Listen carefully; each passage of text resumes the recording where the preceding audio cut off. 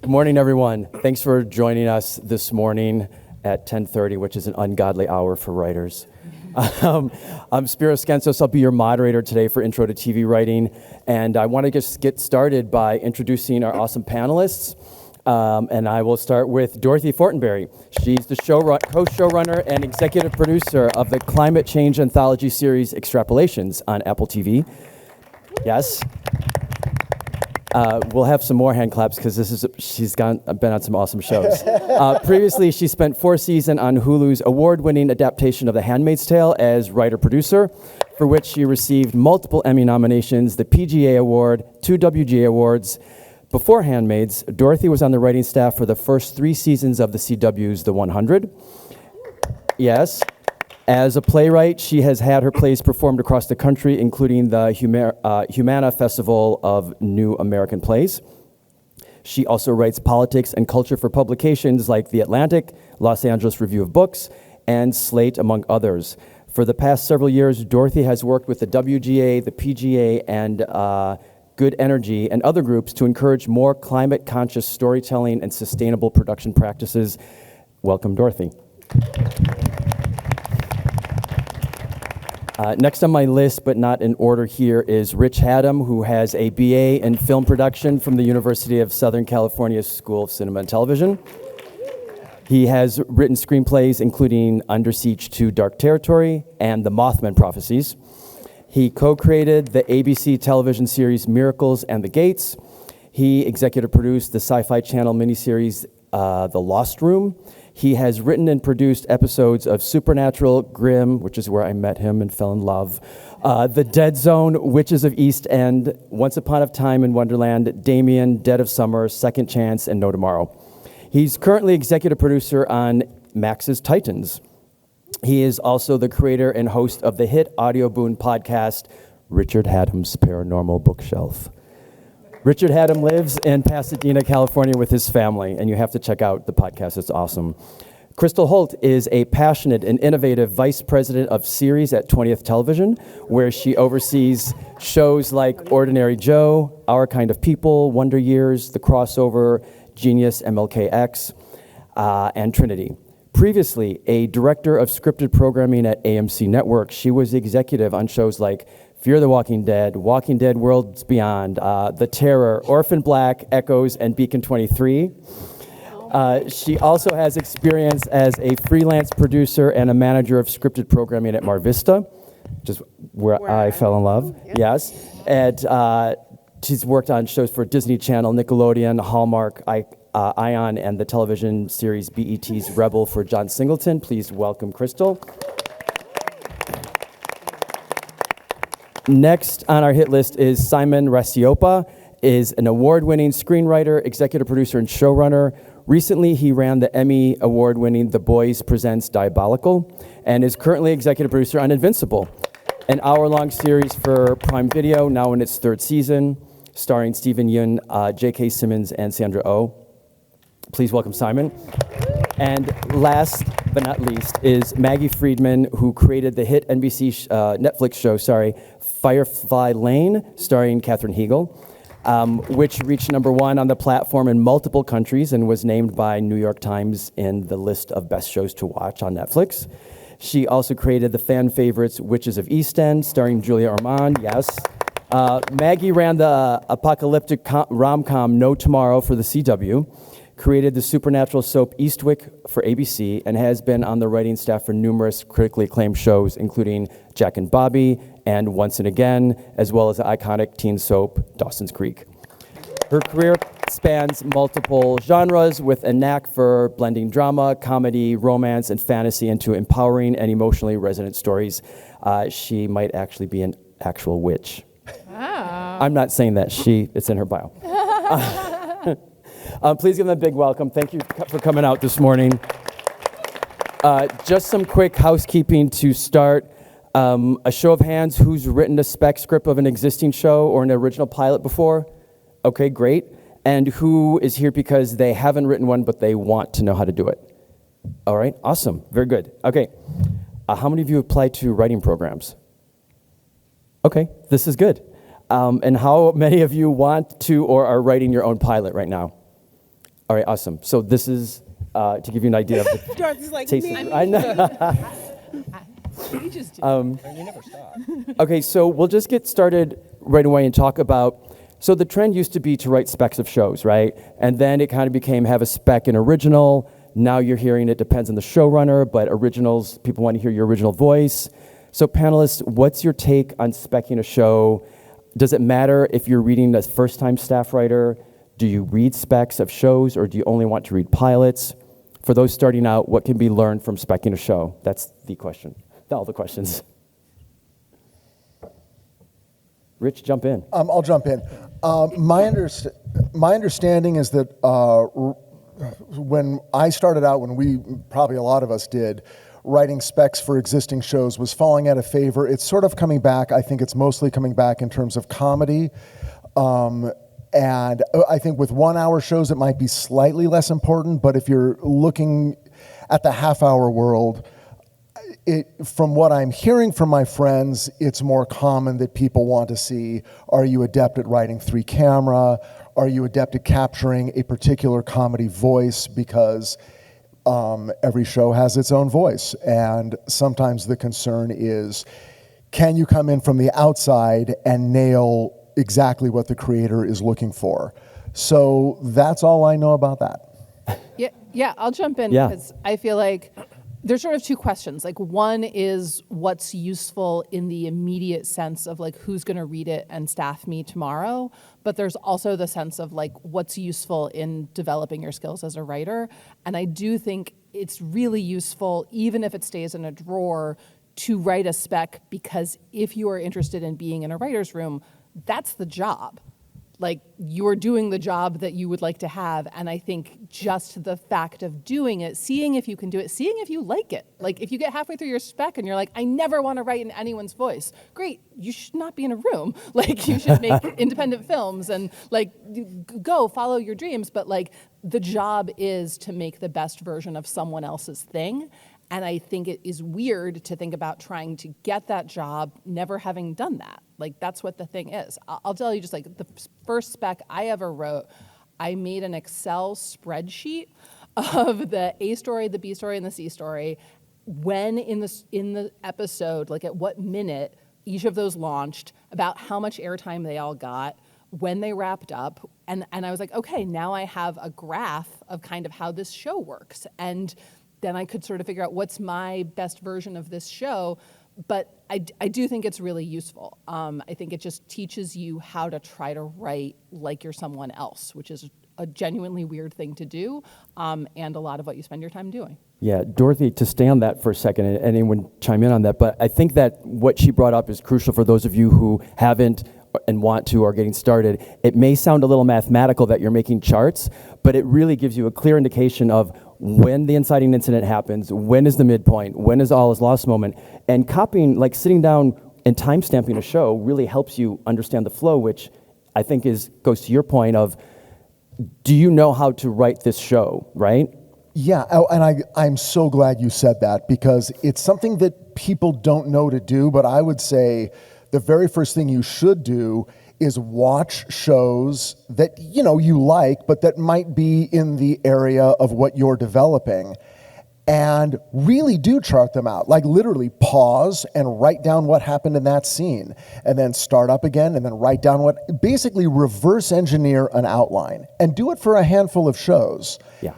It will teach you more about the stuff that your brain and your body knew about the way TV works, because you've all seen 10,000 hours, but now it's right in your face about, oh, I guess there is a teaser. I guess by the end of Act 1, something has happened.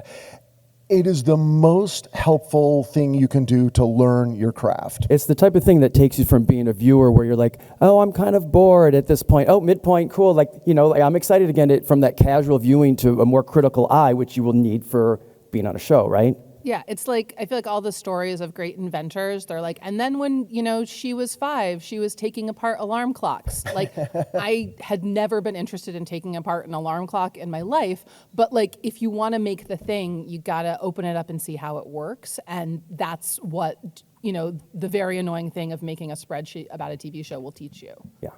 As far as, go ahead. I was just going to say also, pilots are hard. Yeah. Really, that's kind of like the hardest thing is coming up with a working TV show. Much easier to start off writing an episode of an existing show because you've already got the characters, you've got the tone, you've got the setting. You just have to come up with a cool idea for the episode and execute. Still hard, but easier than writing a pilot. So, I think when people submit to me, I get both, mostly originals. But if you're starting out, my first thing I wrote that got me any traction at all was a Malcolm in the Middle spec. That's when I started. It was a while ago. They're bringing that back. I know. I should get it out. Yeah. It's coming back. Stay in long. I feel like, look, I got one. It's great. Speaking of specs, though, Crystal, would love to hear your point of view on that because as an exec, sometimes well, I can't read a spec of this show because it's our show, like this type of thing, right? Like how often do you read them and how do you approach those? As an executive / field writer, I agree with you, Dorothy. Like there's a time and a place for a spec, and I look at it mathematically too. It's like you don't learn algebra by doing one problem. You're like, I solved X, done. Mathematics over. So like doing it over and over and over again really does teach you what the rhythm of different shows are. You might have varying interests, and I like to write comedy and I like to write thrillers. They're the same beats. One has more sex and one has more murder. Just so you know. I don't read specs at all. Haven't. Well, you haven't in had my entire to, career yeah. because I'm on a different end of the spectrum of hiring. So. We're looking for that original voice because I'm looking to see which shows I can kind of send you to across a diaspora of shows versus like you're looking to get this one voice on Dorothy's show, on Simon's show, that is a different skill, but also do you know how to write in that voice, in that tone, in that 30 Rock cadence, in that, Walking Dead cadence? That is a different skill. So I would say do what she's saying, practice, practice, practice. Do what they're saying, like watch the shows that you want to write and look at the rhythm of that show and what, I like to go to sleep at a 1990s Law and Order. I love a Jerry Orbach. I love Benjamin Bratt to put me to sleep, a little Jack McCoy. And it's a very specific rhythm. Oh, yeah. And you know what I mean? It is like Xanax. No, it's like I would be watching like a House MD and I would know it's like, oh, it's 9:39. Yes. They think they got it, but they don't got it. They don't got it. They don't got it yet. You know what I mean? I'm like, ooh, Benjamin's been, solving this a little worse, Jack, and there he is. Yep. It's Very structured. It's very structured and learning that, versus like if you're trying to write for a show like Atlanta or Dave, that's a completely different skill set. And those type of shows, I would definitely fucking spec to send it there. That's a very specific voice and style of writing. And do you have that originality of voice? Can you emulate? Like Dave's an actual person. Like he's playing himself on TV. That's not act. That is how he is, right? So like, can you emulate that? So those are two different. They serve two different purposes versus whether you can like create a world out of whole cloth, create characters out of whole cloth. That's a different skill set too. And then you're gonna learn real quick which ones you're good at and which ones you're not, and be very honest with yourself. Okay, it's just you in the house by yourself. Yeah.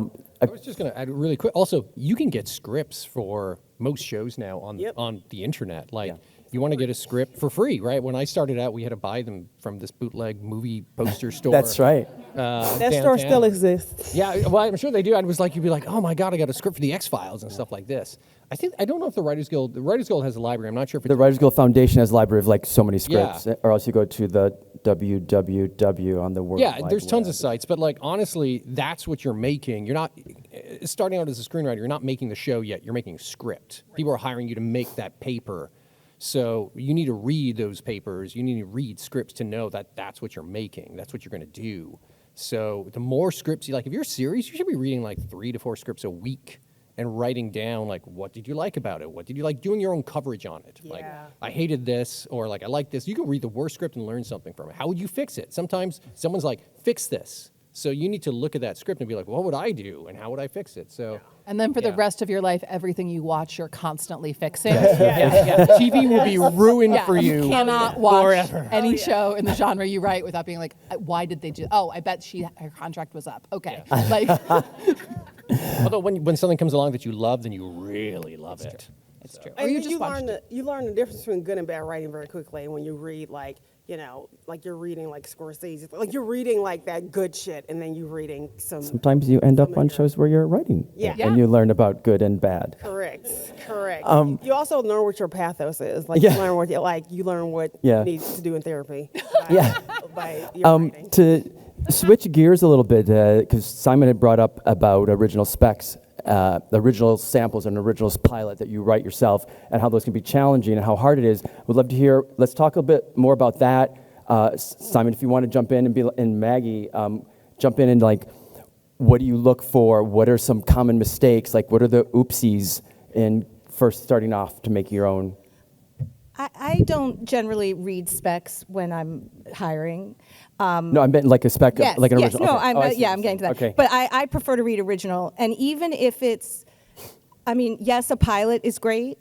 I'll read a movie. I'll even read a short story or chapters of a novel. I'm looking for, when I'm hiring somebody, everybody's advice has been so sound. You should dissect and practice and do all of that. And at the same time, develop your own voice and find the things that you're most passionate about. When I'm staffing a show, I want to know, like, what would you write left to your own devices? What excites you? And how can I fold that into what I'm making? Because sometimes somebody's going to be bringing something that I don't have that the show really needs. And so I want to know, like, what would you write if it's just your thing that you're passionate about, and what is your unique voice? That's a great point. To reiterate two things that she brought up is passion, show your passion. Why are you writing this? You should be excited about it. And you also mentioned something about someone might have a voice or a point of view that you don't have. And that's another thing that people will look for when they're staffing shows, right? Yeah, and years ago, one of my mentors in this business was a guy named Greg Berlanti, who many of you have probably heard of. And he told me when I was staffing the first show that I ever got to staff, he said, hire people that you're just a little bit jealous of. When you read that, you're like, oh, I wish I had come up with that, or I wish I had that thought, or I wish I could write that line. Because those are the people that are gonna, you don't wanna just hire people that you think you're better than. You want everybody to be just a little bit better than you, so that they're making your show better. Yeah, and it's exciting to be around people who have great ideas. That's Exactly. going to help your show. I mean, the joke always is you start reading scripts coming in, you're like, man, I could not get hired on my own show. This stuff is great. Anything to, as folks are starting out their first pilot, their original pilot, anything to look out for, common mistakes, common roadblocks, things that people trip up on? Yeah, I'd like to speak of that. I actually teach a class at UCLA, and so I work with a lot of people who are just at the very beginning. And one thing I've noticed is that, a couple things. One is a script or a pilot script that is pretty much overtly chapter one of a long show. And the tendency will be, I'm not going to pay anything off. I'm not going to explain anything. It is going to be 50 pages of, I don't know what this is. And that can be extremely frustrating. And I know in the mind of the writer, all this is going to be answered in the final episode which is awesome. But the problem is the person reading the script is only having that reading experience. And that's all they're getting. And so you kind of have to do both. You have to give them a complete experience so that they feel like, oh, all right, something was planted, but then it was paid off. And I think I know where this is going. And I know there's a big road to go down. But I was satisfied in reading this. And I don't feel that cards were being held back. Either because the writer wasn't sure what to do, or, we'll answer it later. You don't have that kind of time. You don't have that kind of time. I mean, really, this script quite likely will not be purchased. It will be a sample of your writing. So what you want is for people to get a complete meal. and to really come away satisfied, like they've seen something, almost like they've seen a movie, a feeling of, it completed, but I want more, okay? And sometimes that's hard to do because it involves making super clear-cut decisions and not deferring things. But I'm going to urge you to have the boldness to land on ideas and sell them as hard as you can. I think that's a good place to start. One sec, but the metaphor of a meal that you come back for is something that I also use in class when I'm teaching. I think a lot of people, and I don't want to cut off what Simon was going to say, so don't forget, but a lot of people now watch what's going on in streaming shows, and on the streaming shows, like, the first episode, nothing happens. It's like, oh, it's chapter 1 of an 8-hour movie, which goes against a lot of like the instruction that you get in school and a lot of the instruction that you are saying, because you want a full meal. Like, you don't want it to be continued in chapter 8, you're going to find the answer, right? Is this what we're talking about? Yeah. I was just going to say, don't be boring. Right? Also, don't be boring. Which, by the way, is the rule for all television. Just like, don't be boring. You know, you've got, my attention, or Crystal's attention, or anyone up here's attention on the page for a limited amount of time. You should be interesting. It takes an hour to read an hour-long script, right? And this is maybe just personal preference, but I'll say something which is like, don't tell me that it's interesting. Like, make it interesting. You heard me. Like, Listen to her. like, I feel like I'll be reading things and then there'll be like a bold underlined exclamation point action line. It's like, this is a huge deal. And I'm like, oh my God, y'all, it's a big deal, or it is. Like, you saying that and putting it in bold in no way, like, if anything, it makes me like, well, now I trust it less. Like, I feel like, like, why did you have to sell it so hard? Like, if you have set it up so the moment where like your main character finally meets her birth mother in space is a big deal, you just have to be like, and then her birth mother walks in, and I'm gonna be like, oh my gosh, she was on that planet. That's so weird. Like, you trust what you're doing, but I personally really don't love a lot of editorializing where you're telling me feelings I should have. Like, make me have the feeling. Is it that it makes you feel as if the writer is not secure about their work on its own, and you want to feel secure when you're reading a script? You want to feel like you're in the hands of someone who knows what they're doing? Yeah, like They're telling, not showing. Yeah. Don't tell me that it's funny. Like, tell me a fucking joke. Yeah, it's like if I'm on a date and you're like, I'm a great date. It's like, no, you're not. Like, don't tell me on the date what a good date you are. That's exactly what it's like. Like, that's what, like, I'm really charming. No, just be charming. I will be charmed. Yes. To go back to what you said, like the streaming shows that nothing happens in the pilot, not on the shit that I make. I'm gonna note your shit to death, Because I try to develop and make television as a viewer. I'm such a fan of TV and what these guys do, and I'm all about the experience of watching that show. There's some streamers that are about to go out of business doing what you're talking about. Like, if you don't set up that show, and that pilot, and like I call it keeping a secret. I got a secret. If you read 3-4 more episodes, then you'll know what I'm talking about in one. We're not gonna do that. Me and Simon we're not gonna read 4 more of your episodes because you didn't hook us in one. You didn't set up your show in one. I also want to say you should be willing to take feedback. Give your script before it's getting to in any of our hands. Yep. It needs to be in a lot of other people's hands, and you need to hear what they're saying. And if you immediately want to fight anybody who gives you a note, you're not going to be able to be a TV writer because all you do is get notes all day. Go write a poem, go write a book. Yeah. Like, yes. I always thought that if I ever did teach a class, one of the instructions would be like, you pass your script off to like one of the other students, and then they give you notes, and you have to do them. It doesn't matter what they are. You have to figure out a way to execute them. Brutal. Because sometimes that happens. Yeah, you have to figure out a way to make it work for you, even if the note is something that you don't agree with. Well, maybe there's a sideways way to get in there and find the note behind the note. Yep. The note behind the note is a big deal. Sometimes you have to figure that out yourself, right? Yeah. This kind of goes into the next chapter of this is kind of like when you're reading scripts, what are you looking for? Several of you are on genre shows or procedurals. Are you only looking for genre shows and procedurals when you read for staffing? We've talked a little bit about what excites you. I'd love to hear some more. What makes the script stand out from the crowd?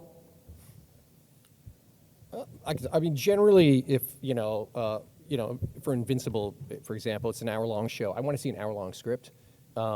Probably, doesn't have to be superhero, but probably a genre piece. But then I want to see something else. That could be anything. It could be a play. It could be, I hired a guy once because I thought his YouTube videos were hilarious. This was a different show for comedy, but he had a great script too. You have to have the chops, right? So if you had to have the script and then maybe something else, which again, could be another script, could be something cool, could be a comic book, but for me anyway, I need to have a script. It needs to be kind of in the genre I'm looking for, in the time, certainly more the format, I would say, even more than the genre.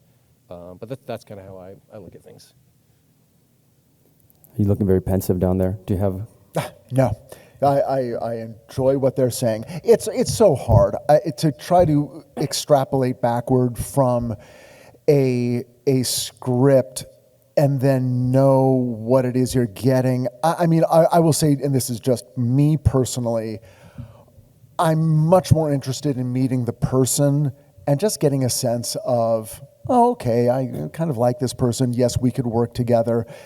You do get to a point where if you're running a show, anyone who's being put in front of you pretty much has gotten over a number of hurdles. An agent, a studio person, because sometimes the scripts are coming from the studio. These are writers we like. That their ability to write a script is less in question, and now it's just, can I stand to be in a room with this person? Yeah. Now that's not really helpful advice for you guys, because you are who you are, and you're working on your writing, and you want to get over that very first hurdle, and that's where all of the advice you're hearing comes in, which is be interesting, and and I'm just going to say something really quick. A lot of you hear, if I'm bored in the first 10 pages, I'm moving on. The first 5. I've heard the first 5 before, yeah. But what you'll think is, okay, so I need someone to, blow up a building in the first 5 pages. And that's not what they're talking about. You can reel us in with a moment between a mother and a daughter, that reveals something really specific and insightful about their relationship that makes the reader go, oh, okay, this is familiar to me. That is more effective than, oh my God, someone just got murdered by a vampire or something, okay? You can really bowl us over with a moment of human behavior that is revealed. And I would really urge you to do that. And that comes from what Simon was talking about, reading different scripts. Like, there's more than one way to skin a cat. There's more than one. There's a lot of different, really great writing in different styles. And some people have really good economy of language, really good dialogue. They're just descriptive. They can tell you what that character is in 4 words, and you know exactly who that person is. Like, so there's varying ways to be great, so don't pigeonhole yourself, but also just read, find your own style, find your own kind of, what's going to make your script great. But also, to his point, the next step is getting in the room and not being crazy. Your script is your resume. That gets you the meeting. And then we're going to, like, I'm looking for crazy. I'm looking to see, is the showrunner going to hate you? Like, are they gonna call me and be like, I don't know about this one, so some of it is, it's gonna be your writing, your skill, but it's also they're hiring based on your personality too. Like, doing a room is like casting. It's like actors. Like, everybody's got a different kind of skill set, or this one's quiet, this one's the architect, this one's like the secret genius, doesn't talk much, but every time he talks, it's fucking brilliant. You know what I mean? So don't feel bad about whatever your personal personality is, but write. That is your resume to get you in the door. But like, when you get that interview, you're gonna have to do a little razzle dazzle, a little song and dance. I want to say I can't agree with Crystal more. The reading part, like, you have to read. You have to read scripts. I run into writers who don't do this. I think it's insane. It's like, you want to run a marathon, but you don't want to go out and jog and train? Like, what are you talking about? It's the same with writing, too, though. I have a young mentee who I've worked with who has written 2 specs and has decided she's done. These are my 2 specs. Then she is done. Right. This is what I'm trying to tell her. You can never be, first of all, you can never be satisfied with your own work. I would keep rewriting a script if I could. They just have to pry it out of my hands and it's time to shoot. Yeah. If I'm in the edit bay, I want to keep editing forever. And then when I watch it, when it's on the air, I'm like, God damn, I wish I could go back. And you can just don't ever be satisfied with your own work. And also, you finish something and you feel like it's kind of done. Okay, move on to the next thing. 2 scripts is not enough. You just got to write every day. Get up. It's what you love. And if you don't love it with all your heart, Why are you doing it? yeah. Yeah. And Also, it can like, suck sometimes too. That's Yes. okay. Oh, Like, yeah. it can be Sometimes there's a hard. stinker. I call it writing the bad out. Yeah. Like the more scripts you write, the better you get at it. So just like, don't be afraid to fail. It is just you in the room with your laptop, child. Yeah. Like, Yeah. right. Yeah, I forgot what I was going to say, but those are all good points. We're going to open up to Q&A. If people have questions, there's a mic here in the middle. You can start a line. Before we do, question that comes up, I think that some people starting off often misunderstand is when someone says, write what you know. Can you talk about that, what that means to you? Dorothy, want to start? Yeah, I'll jump in.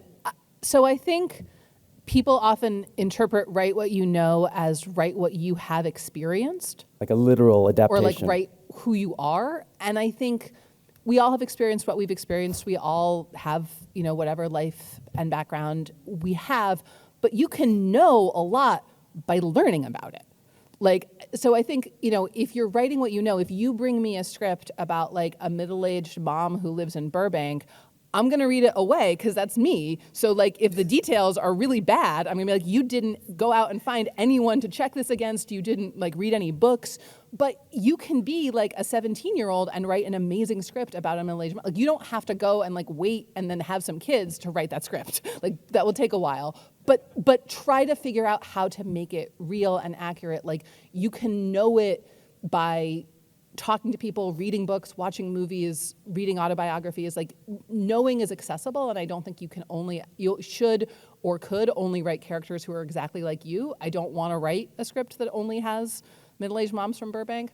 But if you bring someone something, like make it clear you did your homework and try to make it real, try to make it accurate, do all your characters the justice and the dignity of like making them real, full, complicated people and learning as much as you can about their lives. I was just going to say, write what you research. Yeah. That's the way I always think about it. Like if you're going to write something set in a period piece, like read all the books, get the language correct. Yeah. You cannot over-research stuff. And people think, oh, it's sci-fi. I don't have to research it. Well, yeah, if they're space miners, read mining books. Yeah. Read stuff about that. Look at blogs. I feel like it's not like I can't write a vampire story because I'm not a vampire and haven't lived 300 years. But if I'm going to like find your way into that story, like this is a story about the time that I lost my mom. This is a story about, or if it's The Walking Dead, this is a story about how I was unable to communicate with my family because we were so different, but then a tragedy brought us together, and like that's a metaphor for the biggest tragedy, like the whole, zombie thing, right? So anyway, I just wanted to check in on that front, so thank you for that. So let's do a question. Before we do, I know we probably have a lot of questions. Let's remember to get right to our question. Please don't reference your project's details if you have a question about what you're writing. Also, as a reminder, this is a spoiler-free zone. Our writers cannot answer questions specifically about their projects on the air or in development. And finally, for legal reasons, please don't pitch them and ask them to read your script. Just want to put that out there. And I want to remind the panelists, make sure you speak into the mic. And yes. Thank you very much for being here. Just wanted to ask what your perception is as far as how the structure and the process has changed in the age of streaming, where a lot of times there's fewer episodes and they're all dumped or released at one time. If that has changed the process and the structure of how that gets written or how that gets produced? Yeah, that's a great question, kind of what we talked a little bit about earlier, but how has binging changed the way you write or you're told by execs? I know you were looking at me. Damn it. I know. Okay. So, I mean, there's a variety of different reasons on why like different shows have different episode orders, and then the strategy of like either batch dropping them all at once or doing the first 2 episodes and rolling out week to week. That's a kind of a marketing strategy, and it really varies from show to show. But I think the landscape of television, Oh God, that's a whole other can of cocktails. You know, there's so many different avenues for this. I think that there's streaming, and then there's going to be. God damn it. We're transitioning a little bit into the old UK model where they would only do 4 to 6 episodes of their shows and like roll on to the next. And so some of it is that, and some of it is TV costs a lot of money, you know, and like some of it is just the economy. Some of it is pork bellies are up, you know what I mean? Lumber, like the cost of making shows is a lot. And then you have all of these different streaming platforms that you're trying to feed in the Soylent Green, right? You got to feed the machine, and you're looking for different tiles across the board. And the more tiles you have, and then if you make less episodes, then you can have more tiles and keep feeding the beast. So it's a complicated answer. Please feel free to jump in as people who make the shows. Yeah, I mean, the thing I'll say just immediately is like the old model was, it was the best for everyone if your show ran forever. Yes. So if you made a Friends, you were happy if you were a friend, but you were also happy if you wrote on Friends, if you directed Friends, if you were the network, or if you were the studio. All of those people only want more episodes of Friends forever. And I think for syndication reasons. For syndication reasons. Yeah. So it's like it can be on at 4:30 in your local affiliate. So it was always going to make more money, and the money truck backing up your house got bigger and bigger the more Friends there were. Now the model is like, because the way people's deals are structured, the network, you know, the streamer that is buying your show doesn't really want you to make 100 episodes. They don't make more money if you make 100 episodes. So everyone's incentives are just different. So the types of shows that they're going to put on are going to not be shows that can last for 100 episodes, you know. And in some ways, that's creatively freeing. You can do a show where like all your characters die because it's only going to last 2 episodes, you know. But there also are things that like you're just aiming at a different target, and you have to. And I think as a writer, you don't have to like go to business school, but it's worth noticing what's happening and then thinking about when you're pitching a streamer. What are they looking for? Are they looking for another Friends? Are they looking for something that they can get 3 seasons of 6 episodes each in? Like making your show fit the size and shape of thing that they're looking for. I would say, just to piggyback off that they are looking for 100 episodes on the streamers. They just want CBS and NBC to make it. Yes, they were like 100 episodes of Suits. They want 2 seasons of Walking Dead. They don't want to make it. They just want to profit off repeating it and 100%. Then reboot Suits because Suits went really good on Netflix. 100%. Netflix is really good at making other people's shows a hit. Yeah, it's true. Yeah. I find in the writer's room, one of the biggest differences, like I started out in network TV when we would make 22 episodes a year. And somewhere around episode 18, everybody would be exhausted. We would know where we were going to get for episode 22, but we couldn't quite get there yet. So we would sometimes have like a treading water episode, or we'd all be so burnt out and exhausted.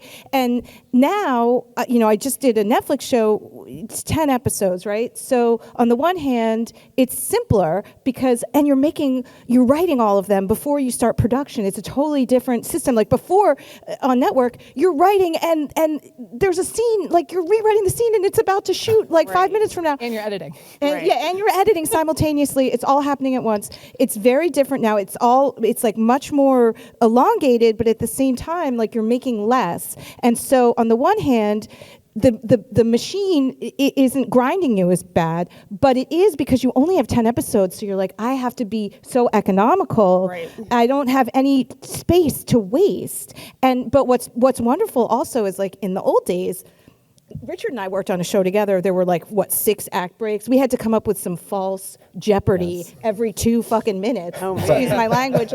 Oh, man. And what's so great on Netflix was I was freed from the tyranny of the act break. Right. And I could structure an episode based on what felt right for that story. And that felt so liberating and wonderful. So I will say, if you guys are thinking about writing for streamers, please still continue to write in act breaks so you know how your story is flowing. True. Yes, next question. Hi, guys. So all this talk about making amazing things. So provided we have done all that work to have an amazing script ready. We're ready to go. How do I get the script from point A to point B? So do I need an agent to get it in your hands? Or what is the process through which I get hired when I do and have proven that my resume is awesome? That's always the difficult question to have to respond to, is the one of representation and how to get scripts read, because Do you even need an agent? it's never You have to do it's that. never a pretty answer. Okay. I feel, but please jump in and you got to get an agent, right? Or manager. Yeah, and a So you manager never can, talked about any of that. yeah, a manager can be Okay. easier than an agent. They usually have smaller client lists. Okay. Agents usually have like giant client lists. But yeah, I think that's the kind of thing of knowing somebody, assistant level Networking. Yeah. mailroom, like meeting people who know people who know people, and then getting in a position where you can say to someone, hey, do you think your manager, is your manager looking for new people? And then you're going to be looking probably for a manager who's at a little bit in the same place in their career as you are. So a manager who's like 100 years old and has a million clients probably isn't reading new stuff, but they're going to be managers who are brand new and they just showed up and they're really excited and they're bright-eyed and they want to find the next great person. Yeah. So it's getting in a position where you can get your script in front of the type of people who are excited to read it. Like you want an excited reader. You want a reader who's like looking for their next great client. And then that person can sort of Sherpa you through the next Simon? stage. And I was just going to add, I think there's sometimes this idea that Hollywood wants to keep people out, the business wants to keep people out. Hollywood is a giant machine that eats content continuously, always, and wants. And everybody here on this table, when they're staffing a show, they want that next script to be the best thing they've ever read. Please. Everybody's Resume. looking for an incredible writer. So the business is not trying to keep you out, but there is a high bar Yeah. of the level you need to be at. The same way, again, like if you're running a marathon, like if you're going to be a professional, there's a time you have to hit, right? Same way with scripts. So Also, you're not trying to get sued, So we filter things through agents and managers for legal reasons too. But like she's saying, target the assistants. Yeah, we only have about 7 minutes managers left and for agents. questions, so I want to get to a few more. Yeah. Thank you. But you should definitely go through, if you know a PA, if you know an assistant, if you know a coordinator at any of the studios, networks, or management companies, the younger people that they were talking about, those are the people Yeah. who want to read. Horizontal network. Yeah, Correct. horizontal. Horizontal network. Hi. Hey there. So for original pilots and shows, how much of the middle do I need to have figured out? Let's say hypothetically I have great pilot and I know where I want a season to end. But I want to get into a writer's room and develop it. With writers, that's my understanding of writer's room. The dream is to develop the show, learn where the middle is going to be. How much more do I need to know? You mean the middle of your series or season, not the middle of your pilot? Because you've already written the Past the pilot. Okay. Past the pilot. I say I hand you a great pilot. I'm like, I kind of know where I want to go, but I want to develop it with the writer's room. I want to dream So that up. to get Yeah. the network and the studio to give you the green light to get the writers. How much do I need to bring to the writer's room? How much do I need to give them? What do I need to have already developed past the pilot, I guess? Oh, you know? should stay for the next panel on pitching. Sure. Yeah. Yeah. I mean, that's a pretty high-level question. I mean, at that point, you've already sold the show. Right. You didn't kind of know where it's going. I think I always think that's execution dependent. It depends on the show. Like some shows, it's obvious what's going to happen in the middle. Other shows, you need to really pitch that out. Kind of depends on the idea. But you've already sold the show at that point if you're talking about having the writer's room and stuff like that. So yeah, you need to have an idea of where you're going. Maybe not every detail, but Yeah, And we somebody like me will develop it with you, so you'll know where the show is going before you even get the room. Yeah.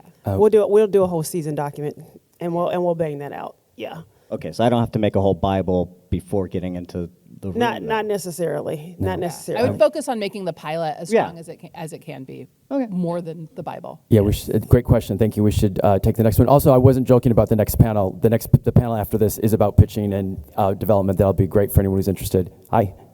Come on, Lost Boys.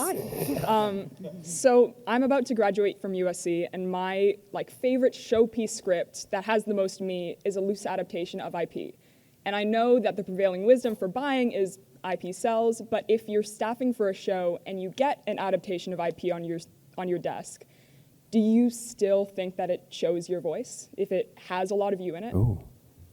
I think it can. Yeah. I mean, yeah. People used to write stunt pilots too, right? Right. Like where you'd write like, here's an IP that I could never possibly get, but I can write a really crazy pilot that I'm never going to sell, but is going to get attention. Did somebody write a Charlie Brown one that was Someone, hot? the one I heard about, I never read, was someone wrote Laverne and Shirley script, but like set at like a old one, but written today. Look, if it's great, if it's really good, Right. that's going to come through. Yeah. Credit the IP. I mean, Yeah. I feel like that's the thing is like just if it is based on a short story or a I was tweet, inspired to write you know, this. whatever. fine. Like, Or Frankenstein. Like, is it obvious or is it like? yeah. Okay. So I just, but I think just if it doesn't belong to somebody, I think you're an easier. I think it actually might be more exciting for them if they know it's a IP Exactly. that and then exists you and can it's say public like, domain. this is my version of The Little Mermaid. Yeah. I thought you were talking about like a Spider-Man sitcom or something. Yeah. I know someone whose career began when she did a modern day version of Macbeth, like set Love it. in so like that kind of thing. I think would can read that, actually yeah. really Into it. help you out. Yeah. Great. Next question. Hi, I'm trying to just improve I'm really interested in sitcom writing, both animated and single camera. So, what can be steps to improve upon that? And also, is there a difference between writing between the two? Like, what's different for live action? What's different for animated sitcoms? Oh, Simon, do you want to talk a little bit about animation too? What was that? To improve, read scripts. Watch some TV. Like, honestly, you want to be a writer, 90% of your time, reading scripts, writing scripts, 10% networking, is in my opinion. So read everything, watch stuff. The difference between animation and live action, at a sitcom level, I mean, like, you can do crazier jokes in animation on sitcom, right? You can do Family Guy stuff, you can do Simpson-style stuff that would be difficult to do. BoJack To Horseman execute. type of stuff. Yeah. Not impossible necessarily. There's pretty wacky live action stuff. There's lots of other technical differences, but ultimately, like, a great script is going to pop out in either domain. You could be a little crazier with like what happens in a Like the action can be crazier in Yeah. action and in animation. yeah. You can have The, a talking the dog. future Thank of you. comedy This though might, is we only multi-cam. have time for maybe one or two more. I'm waiting to see So where our you're time is, really but so go ahead. Fast one. Earlier you mentioned, I think you did, Spiro, about the note behind the note behind the note. I was wondering if you could elaborate on that. I don't know what that means. I will. It's shitty people like me who hide what they're actually thinking versus just telling you what's wrong with your scripts. It's horrible execu speak. It drives me crazy, and I'm on this end, right? Like, I can only imagine how you guys feel, but you guys chime in. Yeah, sometimes it's like someone's sort of backing around something and they just want to be like, this part is boring. It needs to be less boring. And it would be easier if they just said that. Sometimes someone comes in with a pitch that's like, what if there was a wedding? And you're like, no, but I think what you're saying is it's boring. Like, you're telling me I should add a wedding. I shouldn't add a wedding, but I Something should should add happen. Like what you're saying is I got to this point and I suddenly started imagining other things because what you had on the page was not interesting enough. So it's figuring out what they were actually trying to say when they say put a wedding on. Good It's question. like dating a passive-aggressive boyfriend. Oh my God. Our final question. Are there any writers working now in TV that you think we should be following? Sorry, say that again. Are there any writers working now in TV that you think we should be following and You paying should follow all attention? these people. These people are very successful. Follow all of these people. All of them. Follow all of them. Also, there are free scripts in Deadline. They'll send them, and you can download them, PDF.